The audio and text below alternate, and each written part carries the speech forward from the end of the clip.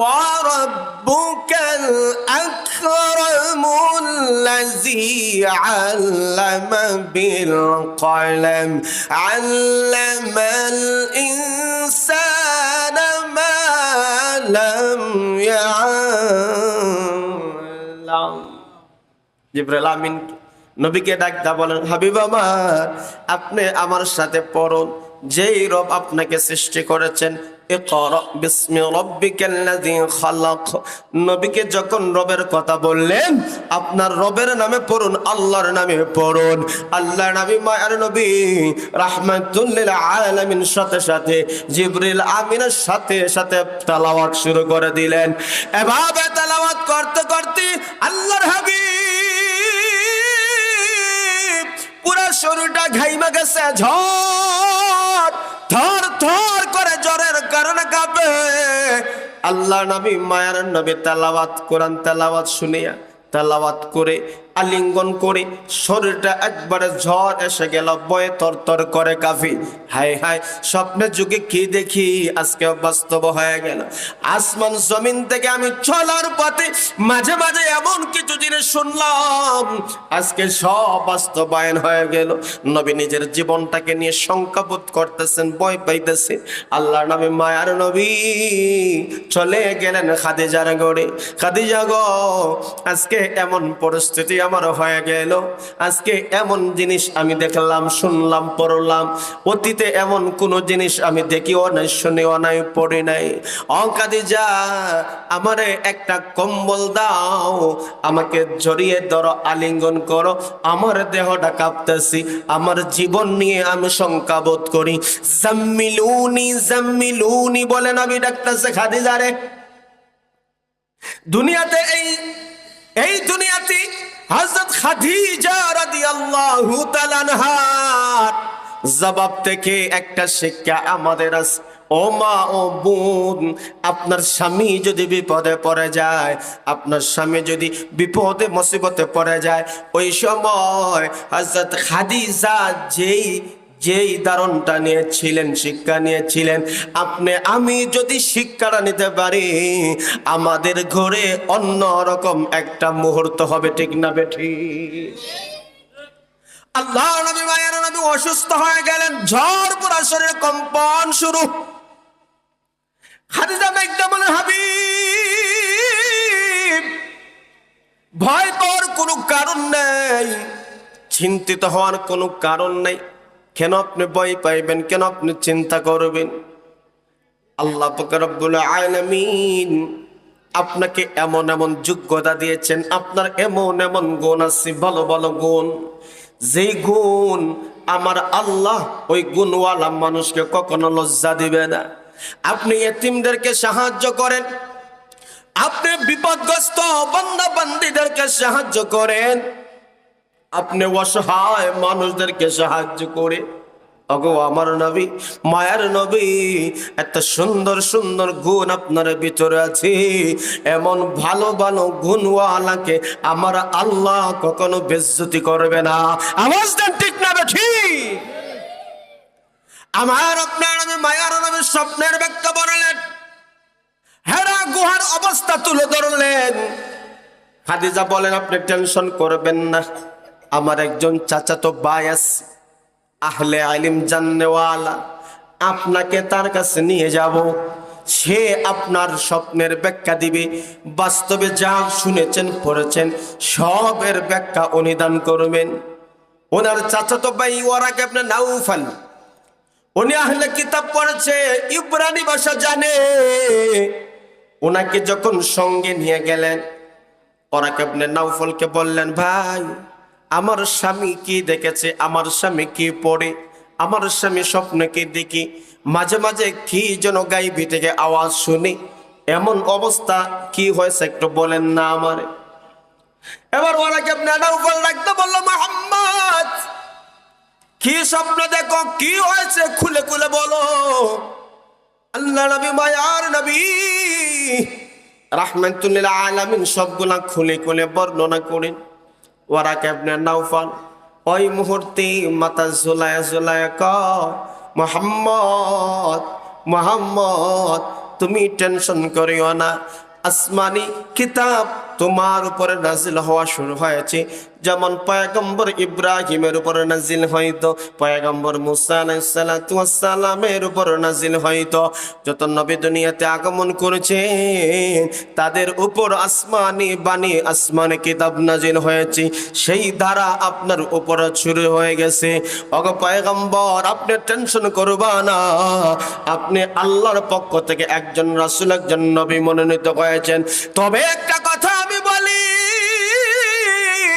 দিনের দাওয়াত যখন নবী দিবেন, দিনের দাওয়াত যখন মক্কাতে দিবেন, আপনার পরিবার থেকে বাধা হবে, আপনার আত্মীয় থেকে বাধা হবে। মক্কার একটা গোষ্ঠী, একটা জনবল আপনার বিরুদ্ধে চলে যাবে গো নবী। সেই দিন আপনি ধৈর্য ধারণ করবেন। আর আমি যদি হায়াত পাইতাম তাহলে আপনার সঙ্গী হইয়া আপনার পক্ষে কথা বলতাম। জোরে জোরে বলেন সুবহানাল্লাহ। দিনের দাওয়াত যখন দিবেন তখন আপনার বিরুদ্ধে মানুষ কথা বলবে, আপনার আপনজন পর্যন্ত চলে যাবে। কথা কোন ঠিক না ঠিক? আল্লাহ নবী, মায়ের নবী যখন দিনের দাওয়াত শুরু করলেন, ব্যক্তিগত ওহী আমার আল্লাহ নবীর উপর দেওয়ার পরে বললেন, আপনি আপনার কাছের মানুষকে দেখা দেখা দিনের দাওয়াত দেন। নবীজি খাদিজাকে বলেন, খাদিজা, আল্লাহ তো আমার রাসূল হিসাবে পাঠাইছেন, এক আল্লাহর ইবাদত করবা, আল্লাহরে মানো, আমার উপরে ঈমান আনো। খাদিজা রাদিয়াল্লাহু তাআলা আনহা বলতে দেরি হয়েছে, সর্বপ্রথম ইসলাম ধর্ম গ্রহণ করতে দেরি হয় না। এইভাবে দেইকা দিকা আবু বকরকে বললেন, আবু বকর মুসলমান হয়ে গেলেন। আলীকে বললেন, উসমানকে বললেন। আমার আপনার নবীর পালক পুত্র ছিল যায়েদ ইবনে হারিসা রাদিয়াল্লাহু তাআলা আনহু। উনাদেরকে যখন নবীজি দ্বীনের দাওয়াত গোপনে গোপনে দিলেন, সবাই কালিমা পড়ে মুসলমান হয়ে গেল। আল্লাহ বললেন, আর গোপনে গোপনে নয়, এবার দ্বীনের দাওয়াত কালিমাটা আপনি প্রচার করতে হবে সকলের সামনে। জুরে কোন সুবহানাল্লাহ। সকলের সামনে আপনি দ্বীনের দাওয়াত পৌঁছান। আপনি যান, বিশাল বড় মক্কাতে একটা পাহাড় আছে, ওই পাহাড়ের উপর উঠে আপনি তাদেরকে দ্বীনের দাওয়াতের ঘোষণা দেন। আল্লাহ নবী, মায়ের নবী পাহাড়ের উপর উঠে ঘোষণা দিলেন, ইয়া সাবাহা, ইয়া সাবাহা, ইয়া সাবাহা। এই শব্দগুলো নবী কেন বললেন? কোন মানুষ যদি বিপদে পড়ে তখন মানুষ এই শব্দগুলা আরবরা বলতো। আর আমরা যখন দুনিয়াতে বিপদে পড়ি, আমরাও একটা বিপদের শব্দ আছে, আমারে বাঁচাও, আমারে বাঁচাও। কথা কোন ঠিক না বেটি ভাই? কথা কোন না আসেনি? আল্লাহর নবী বলছেন, এই কথা বলতে না বলতেই আস্তে আস্তে পুরা পাহাড়ের নিচের মাঠ ভরপুর হয়ে গেছে। আয়েশা দেখে মুহাম্মদ ওই পাহাড়ের উপরে দাঁড়ানো। সকল মানুষ ডাকতে বলল, মুহাম্মদ তুমি এখানে কেন? কি বিপদ হয়েছে বাবা, বলো তো দেখি। নবী বলেন, আমার যে বিপদ হয়েছে এটা বলবো, আগে একটা কথা বলে তোমরা কি মানবা? 40 বছর তোমার এই পর্যন্ত হইল, কোনোদিন তুমি আমার সাথে মিথ্যা কথা বলো নাই, কোনোদিন তুমি আমার সাথে ধোঁকাবাজি করো নাই। আর আজকে তুমি যেই কথা বলবা, আমরা কি তোমার কথা আমরা অবিশ্বাস করতে পারি? আমরা বিশ্বাস করি বিদায় তো তোমাকে মক্কার মধ্যে আল আমিন উপাধি দিয়েছি। সুবহানাল্লাহ বলেন। নবীর উপাধি কি ছিল? কথা কয় না, আল আমিন। এই ভাই কথা কন না কেন? কি উপাধি? আল আমিন। সত্য। নবী যখন বললেন, শুনো, আমি যদি এই কথাটা বলি, পাহাড়ের পিছন দিক থেকে একটা শত্রু বাহিনী তোমাদের উপর আক্রমণ করবে, তোমরা কি বিশ্বাস করবা? তারা বলে, অবশ্যই বিশ্বাস করব। নবী বলেন, এই শত্রুর সাথে তোমরা লড়াই করে হতে পারে তারাও বিজয়ী হতে পারে, নতুবা তোমরা বিজয়ী হতে পারো। দুই দলে যে কোনো এক দল হবেই। কিন্তু একটা কথা আমি বলতেছি, এই শত্রু থেকে সবচাইতে কঠিনতর কঠিন একটা মুহূর্ত, একটা সময় আছে, সেটা হলো আপনার আখিরাত কিয়ামতের কঠিন ময়দানে। আমার আল্লাহ আমাকে বলে ঘোষণা করে দিয়েছেন, তোমরা যারা মূর্তি পূজা করো, গাছের পূজা করো, চন্দ্র পূজা করো, 360 দেবদেবীর পূজা করো, এইগুলা বাদ দিবা, আল্লাহর উপর ঈমান আনবা। নবী বলেন, যেই ব্যক্তি বলবে কুলু লা ইলাহা ইল্লাল্লাহ তুফলিহুন, তারা সফল হয়ে যাবে। নবী যখন দ্বীনের দাওয়াত অফ করে বলে দিলেন, সেই সময় মানুষ কইল, হে মোহাম্মদ 40 বছর বয়সে আইসে এমন কি কথা বললো, এমন কি রবের কথা বললো, কোনোদিন তো এমন কোনো কথা বললো না। কিছু কিছু মানুষ সেই দিন চুপ থাকলো, জবান খুললো না, কেউ কেউ নীরবের ভূমিকা পালন করলো, কেউ কোনো কথা বললো না। হঠাৎ করে দেখা যায় এমন এক মুরব্বী, এমন এক লিডার কথা বলল। এই লিডার কেহ নয়, এই লিডার আর কেহ নয়, নবীর আপন চাচা আবু লাহাব। কি বলছে আবু লাহাব? আবু লাহাব সেই দিন বলেছিল, ইয়া মুহাম্মদ আলি হাদা জামাতানা তাব্বান লাক। হে মুহাম্মদ, এই জন্য কি তুমি পাহাড়ের উপর উঠে আমাদেরকে জমা করেছো? তুমি ধ্বংস হবা, তোমার হাত ধ্বংস হবে। তুমি আমাদের দেবদেবীর বিরুদ্ধে তুমি কথা বলেছো, তুমি ধ্বংস, তোমার হাত ধ্বংস হয়ে যাবে। এই জন্য কি আমাদেরকে জমা করেছো? সেই দিন সকল মানুষ, মক্কার সকল মানুষ এক জায়গায় দাঁড়িয়ে দাঁড়িয়ে আবু লাহাবের সেই বিরোধিতা, নবীর বিরোধিতা শুনতেছিল। কোনো মানুষ কোনো কথা বলে না। হ্যাঁ, নবীর আপন চাচাই নবীর বিরুদ্ধে চলে গেল, মুহাম্মদের বিরুদ্ধে চলে গেল। আল্লাহর নবী, মায়ের নবী সেই দিন বড় কষ্ট পেয়েছিলেন, দুঃখ পেয়েছিলেন। কি দুঃখ, কি কষ্ট! আমার আপন চাচা হইয়া আমার বিরুদ্ধে চলে গেছে, গেছে তো গেছে, কিন্তু সেই আবু লাহাব নিজের হাতে মাটি বালি নিয়া নবীর উপরে ছিটা মারছে নবীকে ধ্বংস করার জন্য। আমার প্রাণের বন্ধু, আমার প্রাণের ভাইয়েরা, এখান থেকে একটা বিষয় আমি শুনতে চাই, এখান থেকে একটা আওয়াজ আমি শুনতে চাই। যে আবু লাহাব নবীর বিরুদ্ধে অবস্থান নিয়েছিল, কোরআনের বিরুদ্ধে অবস্থান নিয়েছিল, ইসলামের বিরুদ্ধে অবস্থান নিয়েছিল, আমার আল্লাহ ঘোষণা করেছে, কোরআনের বিরুদ্ধে যারা চলে যাবে, ইসলামের বিরুদ্ধে যারা চলে যাবে, এদের হাত ধ্বংস হয়ে যাবে, এদের জীবন ধ্বংস হয়ে যাবে, এদের দুনিয়া ধ্বংস হয়ে যাবে, এদের আখিরাত বরবাদ হয়ে যাবে। আওয়াজ দিয়ে বলেন ঠিক না বেঠে? সব কিছু ধ্বংস। আবু লাহাব বলেছিল নবী ধ্বংস। আমার আল্লাহ সূরা নাজিল করে আমার আল্লাহ জানিয়ে দিয়েছেন, তাব্বাত ইয়াদা আবি লাহাবি ওয়া তাব মা আগনা আনহু মালুহু ওয়া মা কাসাব সায়াসলা নারান যাতা লাহাবি ওয়া ইমরাআতু হাম্মালাতাল হাতাব ফি জিদিহা হাবলুম মিন মাসাদ। আল্লাহু আকবার বলেন। আমার নবী কষ্ট পাইছে, আবু লাহাব নবীর বিরুদ্ধে চলে গেছে। নবী যখন কষ্ট পাইছে, আমার আল্লাহ কি সেই কষ্ট অনুভব করেন নাই? কথা কয় না দেখি। আল্লাহ পাক রব্বুল আলামিন সাথে সাথে জিবরাইল আমিনকে পাঠায়া নবীকে ডাকদা বলল, গো আমার হাবিব, আপনার গোষ্ঠীর লোক, আপনার আত্মীয়, এদের মধ্যে আপনার সবচাইতে কাছের মানুষ, আপনার চাচা আপনার বিরুদ্ধে চলে গেছে, চলে তো গেছি, হাত দিয়ে আপনার উপর কঙ্কাল মারছে, ইট পাথর মারার চেষ্টা করছে, আপনাকে ধ্বংসের কথা বলেছি, আমাকে গালি দিছে, এই জন্য আপনি কাঁদিন, আপনি দুঃখ পাইছেন, কষ্ট পাইছেন। ওগো আমার নবী, আপনি দুঃখ পায়েন না, কষ্ট পায়েন না, আমি সান্ত্বনা দেওয়ার জন্য সূরা নাজিল করে আপনাকে ঘোষণা করে দিয়েছি। আপনি শুনেন। যে আবু লাহাব বলেছে আপনার হাত ধ্বংস হবে, আপনি ধ্বংস হবে না, না না, আবু লাহাব নিজে ধ্বংস হবে।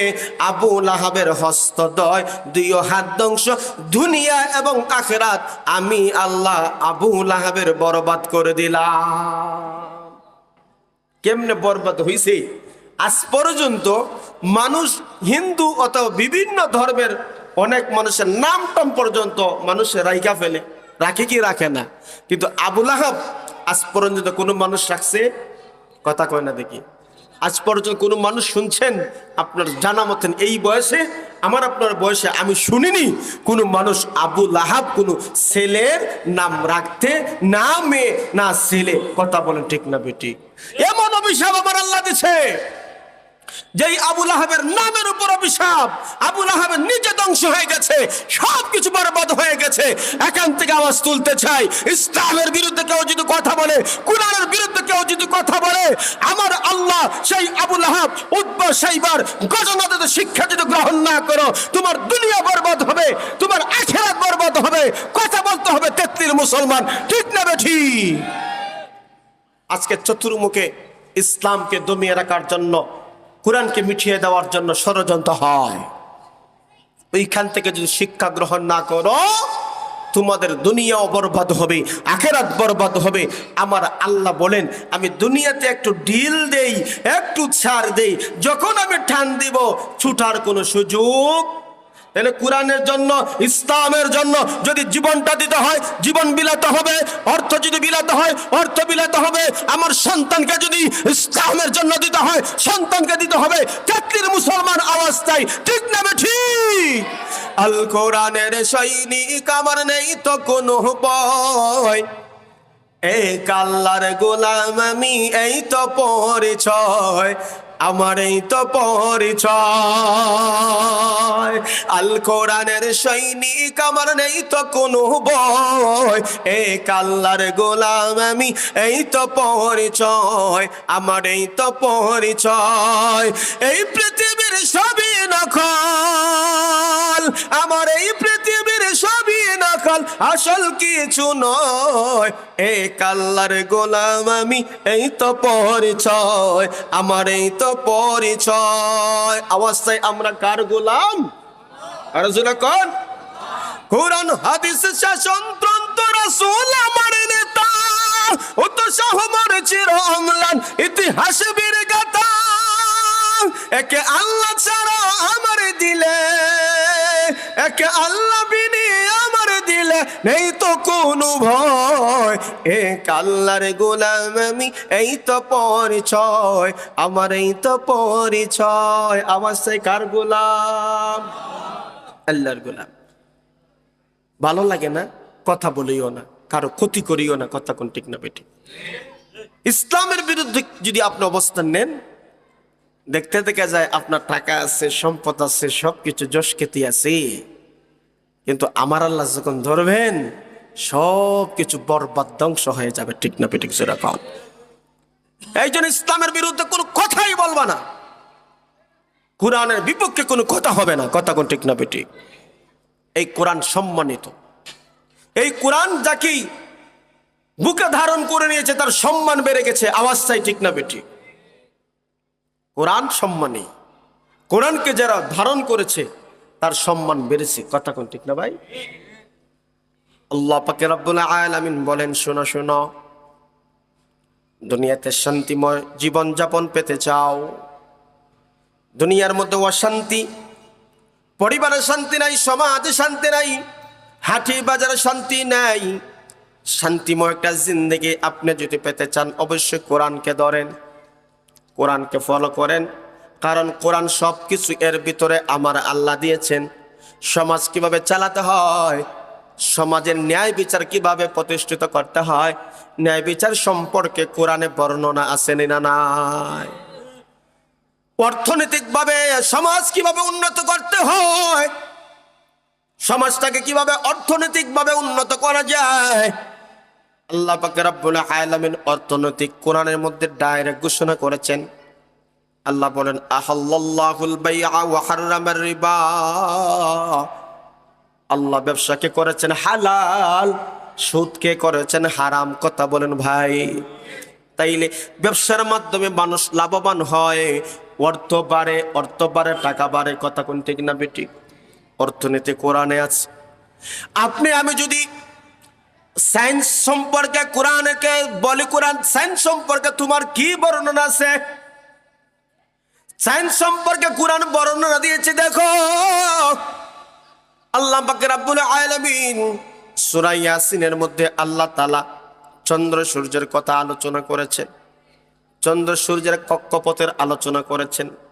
বিজ্ঞান সম্পর্কে আলোচনা করলি আপনার কোরআন আপনাকে চন্দ্র সূর্যের কক্ষপথ দেখাই দিয়েছে। সময় নির্ধারণের কিভাবে করতে হয় চন্দ্র এবং সূর্য করেছে। কথা বলেন ঠিক না ঠিক? পৃথিবীতে কোনো বিজ্ঞানী টাইম নির্ধারণ করতে পারবে না চন্দ্র সূর্যের হিসাব ছাড়া। আল্লাহ পাক রব্বুল আলামিন বিজ্ঞান পূর্ণ কথা আমার আল্লাহ কোরআনে দিয়েছেন। কোরআন এমন কোন সাবজেক্ট নাই যে সাবজেক্ট আমার আল্লাহ কোরআন এবং নবীর সুন্নাহর ভিতরে দেয় নাই। আপনার শারীরিক রোগ আছে, আপনার বিভিন্ন রোগ থাকতেই পারে। কথা কোন ঠিক নেই? এই জন্য আল্লাহ বলেন শারীরিক রোগের চিকিৎসা আমি আল্লাহ কোরআনে দিলাম। আল্লাহ তাআলা বলেন ওয়ানুনাজ্জিলু মিনাল কুরআনি মা হুয়া শিফাa'un ওয়া রাহমাতুল লিল মুমিনিন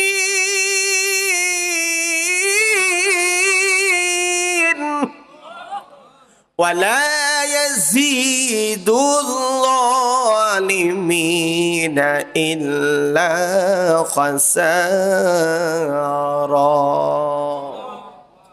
আল্লাহ বলেন আমি কোরআনকে নাজিল করেছি মানুষ তুমি শারীরিক রোগে থাকতে পারো, শারীরিক রোগ আমরা আছি, আত্মার দিকে রোগ আছে না নাই? শারীরিক রোগ আছে, আত্মার দিকে রোগ আছে। আল্লাহ বলে আমি কোরআনকে নাজিল করেছি মুমিনের জন্য শিফা এবং রহমত। সুবহানাল্লাহ বলেন। মুমিনের জন্য এই কোরআন শিফা, মুমিনের জন্য এই কোরআন হলো রহমত। কিন্তু আরেকটা শ্রেণী আছে যারা কোরআন মানে না, কোরআনকে শিফা হিসাবে গ্রহণ করে না, কোরআনকে রহমত হিসাবে গ্রহণ করে না। আরেকটা দল আছে, আরেকটা দল অর্থাৎ কোরআনের উল্টো পথে চলে কোরআনের বিরোধিতা করে। আল্লাহ বলেন শুনো শুনো, ওয়ালা ইয়াজিদুজ যালিমিনা ইল্লা খাসারা। তারা নিজেরা নিজের ক্ষতিটা ডাইকা আনে, নিজেরা নিজের ক্ষতি বাড়ায়। কথা বলেন ঠিক না বেঠিক? কোরআন মানুষকে সম্মানিত করেছে। আল্লাহ পাক রব্বুল আলামিন এই কোরআন বাংলা আমাদেরকে দান করেছি। এই কোরআনকে সর্বপ্রথম আমার আল্লাহ আসমান এবং জমিনকে আমার আল্লাহ বলেছিলেন আমি তোমাদের উপর কোরআন নাজিল করতে চাই। তারা অপারগতা পোষণ করেছে, আল্লাহ আমরা পারবো না। এখন আপনারা প্রশ্ন করতে পারেন আল্লাহর কথা ডাইরেক্ট অমান্য করলো, এটা কি গুনাহ হবে না? কথা বলেন ঠিক নেই? এটা হলো প্রশ্ন। কিন্তু আল্লাহ তাআলা ওই সময় তাদেরকে স্বাধীনতার সুযোগ দিয়েছিলেন, পারলে গ্রহণ করো, না পারলে তোমরা ছাড়তে পারো, কোনো অসুবিধা। ইন্না আরাদনাল আমানাতা আলাস সামাওয়াতি ওয়াল আরদি ওয়াল জিবাল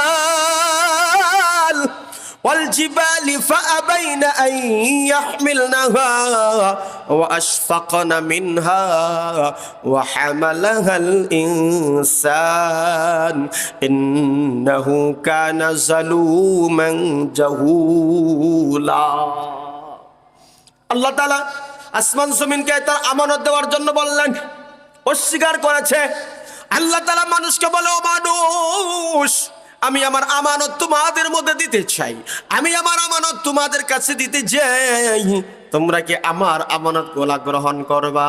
কোরআন ডাকতে বলে আমার আল্লাহ এই কথা বলতে না বলতে মানুষ ডাকতে বলে আল্লাহ আমরা দুর্বল হতে পারি, আমরা মূর্খ হতে পারি, আমরা শক্তিহীন হতে পারি, আমরা দুর্বল পৃথিবীতে হতে পারি। মালিক আপনারা আমানত যদি আমাদেরকে দিতে চান আমরা সাদরে গ্রহণ করে নিলাম।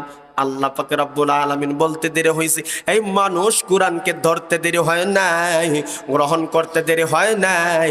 এই মানুষ কোরআনকে ধরার কারণে আল্লাহ পাক মানুষের সম্মান বাড়াই দিছে। একটা জোরে কন্যা কিভাবে সম্মান বাড়াইছে একটু পর্যালোচনা করি। আল্লাহ পাক রব্বুল আলামিন বলেন আমি আল্লাহ কোরআন নাজিল করে মানুষের সম্মান বাড়ায় দিলাম, কোরআন নাজিল করে মানুষের মর্যাদা বাড়ায় দিলাম। আল্লাহ পাক রব্বুল আলামিন বলেন কোরআনকে কেন এত সম্মানিত, কেন এত মর্যাদা দিয়ে দিয়েছেন? কারণ এই কোরআন আল্লাহ পাক রব্বুল আলামিনের কথা, আল্লাহ পাক রব্বুল আলামিনের কালাম, আল্লাহর কথা। এই জন্য আল্লাহ যেমন দামি, আমার আল্লাহর কথাও দামি। কথা বলেন ঠিক না বেঠিক?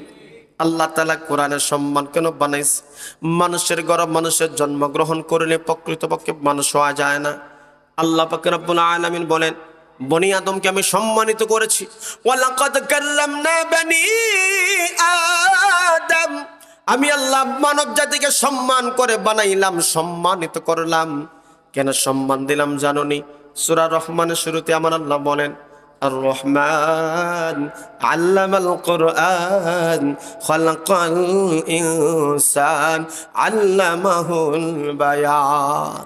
আমার আল্লাহ বলেন রহমান তো হলেন তিনি, কোরআন শিক্ষা দিয়েছেন যিনি, মানুষ বানাইছেন যিনি, মানুষকে বানানোর পরে মনের ভাব প্রকাশ করার যোগ্যতা দান করেছেন যিনি, আওয়াজ দিয়ে বলতে হবেন তিনি কে? সকলে আরো জোরে বলেন। এখানে আল্লাহ পাক রব্বুল আলামিন কোরআন শিক্ষা দিয়েছেন, মানুষ বানাইছেন। ছোট্ট একটা কথা বুঝাই দেই, আমরা দুনিয়াতে আগে কোরআন শিখি না মানুষ আগে আসে? প্রশ্ন বুঝছেন না? তাফসীরের গভীরতা গেলে সাধারণ মানুষ অনেকটা বুঝে না। কোরআন আগে আসছে না মানুষ আগে আসছে? কথা বলেন তে, কথা না বললে আমি বুঝবো কি? আমরা কোরআন আগে শিখছি না আগে আমরা আইছি? একবার সিলিটি ভাষা কইলে এখন বুঝছেন মোটামুটি। আমরা আগে না কোরআন আগে? এটা হইতে পারি না নি আমরা? আমরা আগে, আওয়ার পরে কথা কয় না। আগে আমরা দুনিয়ায় আইছি, এরপরে আইয়া বাচ্চারা মক্তব্য পাঠাইছে, ইমাম সাহেব আউযুবিল্লাহ বিসমিল্লাহ কয়ে কোরআন শিখাইছে। এটা তো সিস্টেম না নি? কথা বলেন, কথা বলেন, ঠিক না বাজি? কিন্তু আল্লাহ যে বললেন আমি কোরআন শিখাইছি মানুষ বানাইছি, এটা ব্যাখ্যা আছে না নি? বাবারা কথা কোন ব্যাখ্যা আছে নি?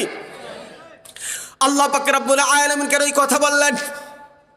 তাফসীর কারকরা অনেক ব্যাখ্যা করছেন। এক ব্যাখ্যা হইল আল্লাহ যেইভাবে বানাইছেন, যেইভাবে বলছেন, এটা কার ইচ্ছা? আল্লাহর ইচ্ছা। কথা কোন ঠিক নি? 2 নম্বর তাফসীর কারকরা বলেন কোরআনের শিক্ষা এত দামি, কোরআনের শিক্ষা এত সম্মানী, মানুষের ঘরে জন্মগ্রহণ করলেই প্রকৃতপক্ষে মানুষ হওয়া যায় না। লেবাসে পোশাকে সুরতে মানুষ, আল্লাহর কাছে মানুষ হতে হলে থাকতে হবে তার জীবনে কোরআন। আওয়াজ দেন না, ঠিক না ঠিক? থাকতে হবে তার জীবনে কোরআন। কোরআন ছাড়া এই মানুষ দামি হতে পারে না। যার জীবনে কোরআন নাই, চুরি করে, ডাকাতি করে, বাটপারি করে, খুন করে, রাহাজানি করে, জমি দখল করে, টেন্ডারবাজি করে মুসলমান কথা বলে না, শ্রেণী না নাই। যার জীবনে কোরআন নাই, আল্লাহ মানে না, রাসূল মানে না, ইসলাম মানে না, যেমন মনে চায় জীবনযাপন পরিচালনা করে, খাও দাও ফুর্তি করো, দুনিয়াটা মস্ত বড়, এমন মতাদর্শের কিছু মানুষ আছেনই না নাই? দেখতে দেখা যায় মানুষ, কিন্তু আল্লাহর কাছে প্রকৃত পক্ষে এরা মানুষ হতে পারে। চেহারাটা দেখতে ভালো, পোশাকটাও চমৎকার, অন্তরে তার কালি বড়া, কাজটা বড় কদাকার। একেও যদি মানুষ বলো, তাকেও যদি মানুষ বলো, আমার বলার কিছু নাই। মানুষ দেখতে চলো এবার জাদুঘরে যাই সবাই। হায়রে সাদের দুনিয়ায় মানুষ পাওয়া বড় দায়, মানুষ দেখতে চলো এবার জাদুঘরে যাই সবাই। রাস্তাঘাটে যায় না চলা এই মানুষের ভিড়ে, আবার ওই ভিড়ের মাঝে কেউ অন্যের পকেট মারে। পকেট মারা কিতা বালা মানুষের খামনি? কথা কন্যাতে আমি কেমনে আগাইতাম সামনে? পকেট মারা কি ভালা মানুষের খাম? রাস্তাঘাটে যায় না চলা এই মানুষের ভিড়ে, আবার ওই ভিড়ের মাঝে কেহ অন্যের পকেট মারে। তাকেও যদি মানুষ বলো, একেও যদি মানুষ বলো, আমার বলার কিছু নাই। মানুষ দেখতে চলো এবার জাদুঘরে যাই সবাই। হায়রে সাদের দুনিয়ায় মানুষ পাওয়া বড় দায়, মানুষ দেখতে চলো এবার জাদুঘরে যাই সবাই। আসেনি না নাই? অথচ মানুষ তোমারে কত সুন্দর করে, কত আদর করে, কত মায়া করে, কুদরতি ভাবে বানাইছেন তিনি কি? যে আল্লাহ মানুষ বানাইতে যাইয়া, আমার আপনার বানাইতে যাইয়া একটা নয়, দুইটা নয়, তিনটা নয়, 4টা শপথ কইরে কইরে আল্লাহ মানুষের সৌন্দর্যতে দামি, মানুষকে সুন্দর গঠন আকৃতি যে বানাইছেন এটাতে দামি, এটা বোঝানোর জন্য আল্লাহ পর পরে কয়টা কসম খাইছে? কথা কন না কেন? কয়টা? আল্লাহ বলেন ওয়াত্তিনি ওয়াজ্জাইতুনি ওয়াতুরি সিনিনা ওয়া কাযাল বালাদিল আমিন।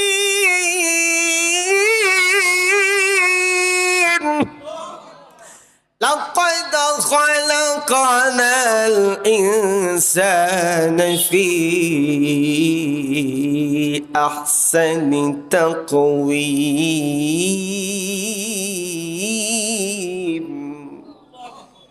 আল্লাহ আমার আপনার বানানোর ক্ষেত্রে সূরা 3-এর শপথ খাইছে, জাইতুনের শপথ খাইছে, সিনাই পর্বতের শপথ খাইছে, পবিত্র মক্কা নগরের শপথ খাইয়া আল্লাহ বলেন অবশ্যই অবশ্যই আমি মানুষ তোমাদেরকে সুন্দর গঠন অবয়ব আকৃতি দিয়া আমি আল্লাহ বানাইছি। সুবহানাল্লাহ। এই মানুষের সৌন্দর্য সেই দিন টিকে থাকবে যেই দিন নাকি আল্লাহর উপর ঈমান এনে, রাসূলের উপর ঈমান এনে, আল্লাহর হুকুম মেনে, নবীর তরিকা মনে নিজের জীবনটা পরিচালনা করে জাহান্নামের আগুন থেকে তুমি নিজেকে বাঁচাইতে পারবা। সেই দিনে তোমার মর্যাদা সম্মান, কথা বলেন ঠিক না বেটে? নতুবা মানুষের মতো মানুষ হইলা কিন্তু সুরতে আকার আকৃতি পোশাক আশাকে মানুষ, কিন্তু প্রকৃত মানুষ না হইলে আমার আল্লাহ বলেন এদের মর্যাদা গরু ছাগল আমার এর চাইতে আরো বেশি আমার আল্লাহ নিকৃষ্ট বলেছেন। কথা বলেন ঠিক না বেটে? এটা আমার কথা না। উলাইকা কাল আনআম বাল হুম আদাল উলাইকা হুমুল গাফিলুন।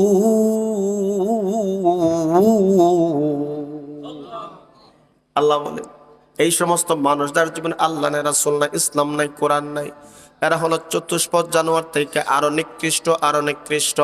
তাইলে দেখতে দেখা যায় মানুষের ভিতরে আবার পার্থক্য আছে না নাই? এর মধ্যে সবচেয়ে বড় পার্থক্য হলো ঈমান আছে তারা হলো দামি, যাদের জীবনে ঈমান নাই আল্লাহর কাছে কোনো সম্মান নাই, কোনো মর্যাদা নাই। যদিও দুনিয়াতে কোটি কোটি টাকা থাকে, সম্মান থাকে, যশ খ্যাতি থাকে, দুনিয়াতে যতই সম্মান আমার আল্লাহর কাছে ওই বান্দার কোনো সম্মান। আল্লাহ পাক রব্বুল আলামিন কোরআন দিয়ে মানুষকে সম্মানিত করেছেন, কারণ কোরআন যেখানে যায় তার মর্যাদা আছে না নাই? এই কোরআনকে আপনি যদি প্রশ্ন করেন কোরআন যেই মাসে নাজিল হয়েছে ওই মাসের নাম কি? আর জোরে কোন না? রমজান মাসে এই কোরআন নাজিল হয়েছে, এই জন্য এই মাসের সম্মান বাইরে গেছে। 12টা মাসের ভিতরে রমজানের সম্মান আছে না নাই? রমজান মাস আমাদের সামনে আসতেছে, আর কয়েকদিন পরে আমাদের সামনে রমজান মাসে কেহ যদি একটা নফল পড়ে অন্য সময়ে ফরজ সমান সওয়াব দান করবেন। সুবহানাল্লাহ। কেউ যদি একটা ফরজ আদায় করে অন্য সময়ের 70টা ফরজের সমান মর্যাদার সওয়াব আছে না নাই? বছর ঘুরিয়ে আসলো আবার মুবারক মাহে রমজান, তাই চারিদিকে শুনি এক স্লোগান, এসো হে রমজান, ঠিক না বেটি? একটি নফল আমলে পাবে ফরজ আমলের তুল্য, তাই তো মুমিনেরা সদা বেকুল এই মাসটি পাওয়ার জন্য। একটি নফল আমলে পাবে ফরজ আমলের তুল্য, তাই তো মুমিনেরা সদা বেকুল এই মাসটি পাওয়ার জন্য। রহমতেরি বারিধারা এই মাসে ঝরে ও ফুরান। আসেনি? রমজান মাসে তো বরকতের মাস, তো সম্মানের মাস, কথা কোন ঠিক নেই? যেমন ভাবে ইবাদতে মজা লাগে, ইবাদতে দিল লাগে, ইবাদতে সম্মান মর্যাদা বাড়ায় দেয়, এই মাসে দেখবা আপনার খাবার দাবারও রিজিক আল্লাহ বরকত দেয়। এই মাসের এত সম্মান এত মর্যাদা কেন? এই মাসে আমার আল্লাহ কোরআন নাজিল করেছেন। কোরআন যেমন দামি, কোরআন যেই মাসে নাজিল হয় এই মাসের দাম আছে না নাই? শাহরু রমাদান আল্লাযী উনজিলা ফীহিল কুরআন, আল্লাহ বলেন এটা রমজান মাস, এই মাসে আমি আল্লাহ কোরআন নাজিল করেছি, কোরআনের কারণে এই মাসের সম্মান বেড়ে গেল। হুদাল লিন্নাস ওয়া বাইয়িনাতিম মিনাল হুদা ওয়াল ফুরকান। আমার আল্লাহ বলেন এই কোরআন হলো মানুষের পথ প্রদর্শক, সত্য এবং মিথ্যার পার্থক্যকারী হলো কোরআন। এই কোরআন যেখানে যায় তার মর্যাদা, তার সম্মান বেড়ে যায়। রমজান মাসের লাইলাতুল কদর একটা রাত্রি আছে, একটা রজনী আছে। এই রজনীতে সর্বপ্রথম সকল কোরআন আমার আল্লাহ একসাথে নাজিল করেছিলেন। এই লাইলাতুল কদরের দাম আছে না নাই? লাইলাতুল কদরকে বান্দা বান্দি একটা রজনী যদি তুমি পাওয়া যাও, একটা লাইলাতুল কদর রাত্র তুমি যদি পাওয়া যাও, আল্লাহ পাক রব্বুল আলামিন বলেন হাজার হাজার মাসের ইবাদতের চাইতে এক রাতের ইবাদত দামি। সুবহানাল্লাহ। তাহলে কোরআনের দাম আসেনি, সম্মান আসেনি, কোরআনের মর্যাদা আসেনি। কোরআনের সম্মান, কোরআনের মর্যাদা, কোরআন যাকে চিনছে, কোরআন যারা বুঝছে, কোরআনের সাথে যারা সম্পর্ক রাখছে, তারা কত মর্যাদা, কত সম্মানে। রাসূল বলেন খায়রুকুম মান তাআল্লামাল কুরআনা ওয়া আল্লামাহু। তোমাদের মধ্যে সর্বশ্রেষ্ঠ হলো তারা যারা নিজে কোরআন পড়ে কোরআন শেখায় তারা। সুবহানাল্লাহ বলেন। এই জন্য আমাদের সমাজে দুইটা শিক্ষা চালু আছে, একটা হলো কোরআনের শিক্ষা, আর একটা হলো আপনি আমাদের স্কুল কলেজ ভার্সিটির শিক্ষা। উভয়টার শিক্ষাই আমাদের দরকার। কথা বলেন ঠিক না বেটি? কিন্তু আমরা একটার প্রাধান্য দিয়ে একটারে আমরা আড়ছোকে থাকাই। কথা বলেন ঠিক না বেটি? এখানেই আমাদের দুর্বলতা। আপনার সন্তানকে মূল বেসিক কোরআন শিক্ষা দেন, আপনার সন্তানকে মূল বেসিক নৈতিকতা শিখান, নামাজ কিভাবে পড়তে হবে, রোজা কিভাবে রাখতে হবে, এইভাবে মূল বিষয়গুলো তাকে শিখান। হক হালাল তাকে বোঝান। একটা সন্তানকে আপনার ছোট থেকেই আপনি যখন বড় করবেন, আপনি যখন তাকে নিয়ে স্বপ্ন বুনবেন, এই সন্তানকে আপনার নৈতিকতা শেখাতে হবে। বড়দের সাথে কিভাবে আচরণ ব্যবহার করতে হবে শেখাতে হবে, মা বাবার সাথে কিভাবে কথা বলতে হবে শেখাতে হবে, মুরব্বীদের সামনে কিভাবে আচার ব্যবহার করতে হবে শেখাতে হবে, উস্তাদের সামনে, টিচারের সামনে কিভাবে কথা বলতে হবে। এই নৈতিকতা শিক্ষা আপনি আমি অভিভাবকরাই দিতে হয়। কথা বলেন ঠিক না বেটা?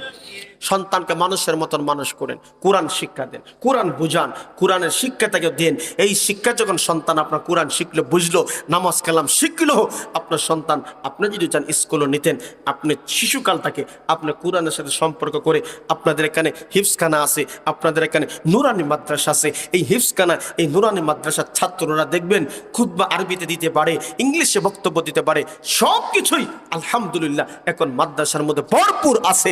অভাব একটাই, আমরা আমাদের মন মানসিকতা পরিবর্তন করতে পারি নাই। কথা বল না? অভাব একটাই, আমরা আমাদের মন মানসিকতা পরিবর্তন করতে পারি নাই। আপনার সন্তানকে মাদ্রাসায় পাঠাইয়া আপনার সন্তানের মূল যে একটা ফাউন্ডেশন, মূল যে একটা শিক্ষা আছে, এটা দিয়া স্কুলে দিয়া দেখেন। এই সাধারণ সন্তানরা কোরআন না শিখে স্কুলে লেখাপড়া করলে যে রকম চরিত্র হবে, আপনার সন্তান মাদ্রাসার লেখাপড়া করিয়া ওই সন্তানকে আপনি চান আপনি ডাক্তার বানাতেন, ইঞ্জিনিয়ার বানাতেন, বড় বড় কর্মকর্তা বানাতেন, আপনি চান, আপনার ইচ্ছা, কিন্তু কোরআন মাইনাস করে নয়। কথা বলেন ঠিক নেই? এই সন্তানকে আপনি যদি কোরআন শিখে নৈতিকতা শিখাইয়া আপনি যখন তাকে আপনি ডাক্তার বানাবেন, ইঞ্জিনিয়ার বানাবেন, সেই দিন আপনার সন্তান যদি কোনো বড় কর্মকর্তা হয়, কোন বড় পজিশনে চলে যায়, ডানে বামে টেবিলের উপরে নিচে বিভিন্ন সুদ ঘুষ আসবে। কথা বলেন ঠিক নেই? আপনার সন্তানকে যদি আপনি মানুষের মতো মানুষের গুড়া তুলতে পারেন, সেই দিন আপনার সন্তানের অন্তর যে কোরআন আছে, এই কোরআনের নূর তাকে বলবে সুদ হারাম, ঘুষ হারাম। কথা বলেন ঠিক না? এই সন্তান সেই দিন আপনার কাজে আসবে, কাজে লাগাবে। এই জন্য দুস্থ হাবাব, আসুন অল্প সময় যেই কথাটা আমরা বুঝতে পেরেছি, সময় কম, এই জন্য আর গুছানো গেল না।